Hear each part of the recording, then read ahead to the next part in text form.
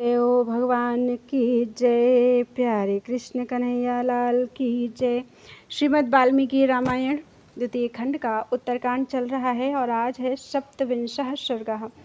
सेना सहित रावण का इंद्रलोक पर आक्रमण, इंद्र की भगवान विष्णु से सहायता के लिए प्रार्थना, भविष्य में रावण वध की प्रतिज्ञा करके विष्णु का इंद्र को लौटाना, देवताओं और राक्षसों का युद्ध तथा वसु के द्वारा सुमाली का वध। श्री राम और अगस्त्य संवाद चल रहा है। कैलासं लंघयित्वा तु ससैन्य बलवाहनः आशशाद महातेजा इंद्रलोकम दशाननः। कैलाश पर्वत को पार करके महातेजस्वी दसमुख रावण सेना और सवारियों के साथ इंद्रलोक में जा पहुंचा। सब ओर से आती हुई राक्षस सेना का कोलाहल देवलोक में ऐसा जान पड़ता था मानो महासागर के मथे जाने का शब्द प्रकट हो रहा हो। रावण का आगमन सुनकर इंद्र अपने आसन से उठ गए और अपने पास आए हुए समस्त देवताओं से बोले। उन्होंने आदित्यों, वसुओं, रुद्रों, साध्यों तथा मरुदगणों से भी कहा, तुम सब लोग दुरात्मा रावण के साथ युद्ध करने के लिए तैयार हो जाओ। इंद्र के ऐसा कहने पर युद्ध में उन्हीं के समान पराक्रम प्रकट करने वाले महाबली देवता कवच आदि धारण करके युद्ध के लिए उत्सुक हो गए। देवराज इंद्र को रावण से भय हो गया था, अतः वे दुखी होकर भगवान विष्णु के पास आए और इस प्रकार बोले। विष्णुदेव, मैं राक्षस रावण के लिए क्या करूं?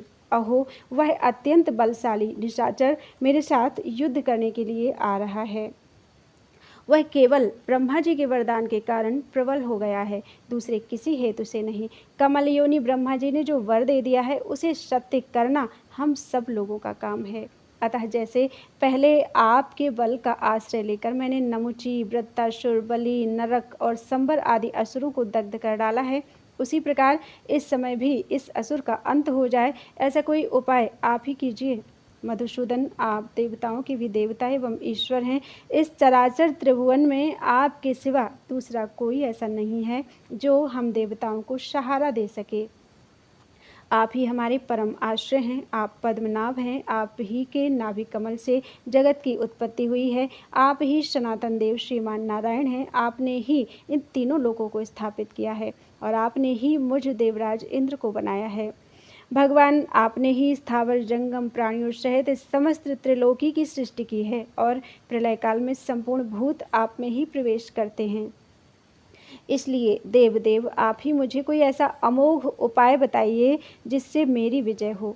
क्या आप स्वयं चक्र और तलवार लेकर रावण से युद्ध करेंगे? इंद्र के ऐसा कहने पर भगवान नारायण देव बोले, देवराज, तुम्हें भय नहीं करना चाहिए। मेरी बात सुनो।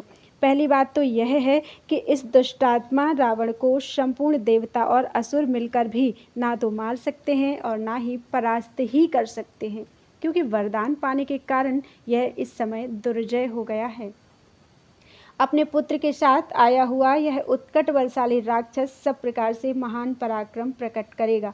यह बात मुझे अपनी स्वाभाविक ज्ञान दृष्टि से दिखाई दे रही है।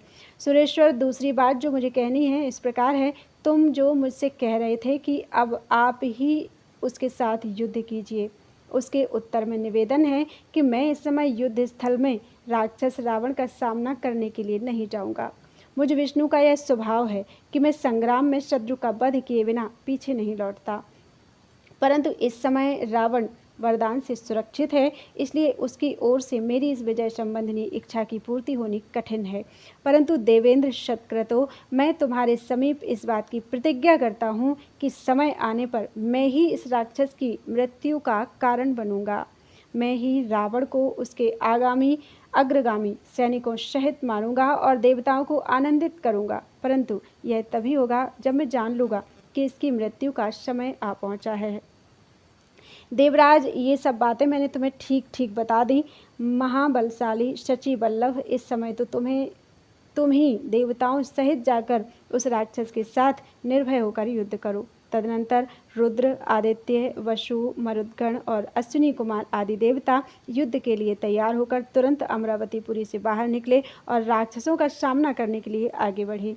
इसी बीच में रात बीतते बीतते सब ओर से युद्ध के लिए उद्यत हुई रावण की सेना का महान कोलाहल सुनाई दिया। वे महापराक्रमी राक्षस सैनिक सवेरे जागने पर एक दूसरे की ओर देखते हुए बड़े हर्ष और उत्साह के साथ युद्ध के लिए ही आगे बढ़ने लगे। तदनंतर युद्ध के मुहाने पर राक्षसों की उस अनंत एवं विशाल सेना को देखकर देवताओं की सेना में बड़ा क्षोभ हुआ। फिर तो देवताओं का दानवों और राक्षसों के साथ भयंकर युद्ध छिड़ गया। भयंकर कोलाहल होने लगा और दोनों ओर से नाना प्रकार के अस्त्र शस्त्रों की बौछार आरंभ हो गई। इसी समय रावण के मंत्री शूरवीर राक्षस, जो बड़े भयंकर दिखाई देते थे, युद्ध के लिए आगे बढ़ाए।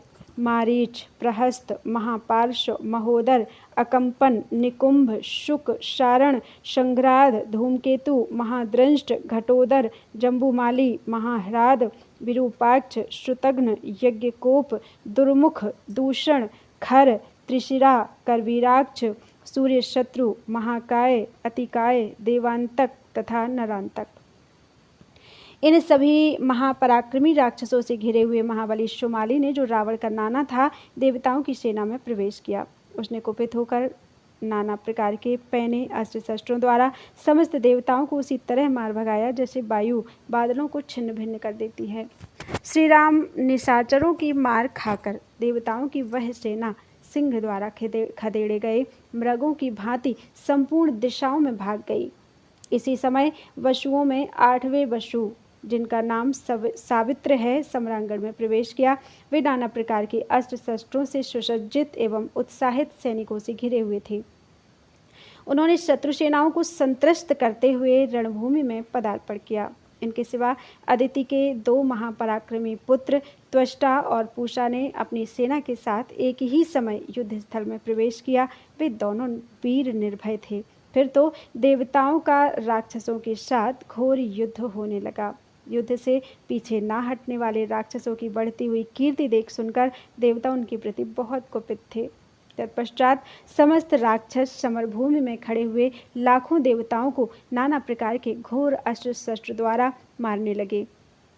इसी तरह देवता भी महान बल पराक्रम से संपन्न घोर राक्षसों को सम्रांगण में चमकीले अस्त्र शस्त्रों से मार मार कर यमलोक भेजने लगे।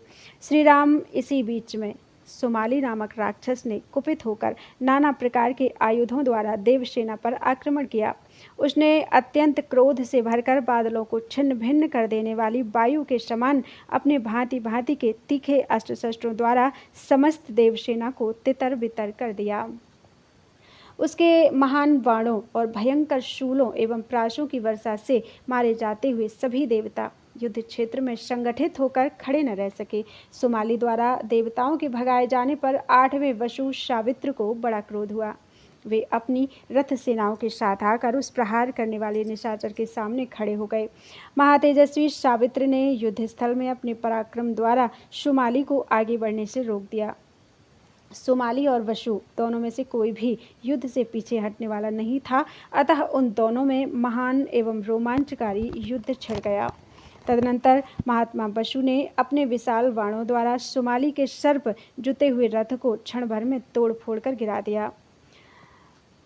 युद्ध स्थल में सैकड़ों बाणों से छिदे हुए सुमाली के रथ को नष्ट करके वसु ने उस निशाचर के वध के लिए कालदंड के समान एक भयंकर गदा हाथ में ली, जिसका अग्रभाग अग्नि के समान प्रज्वलित हो रहा था।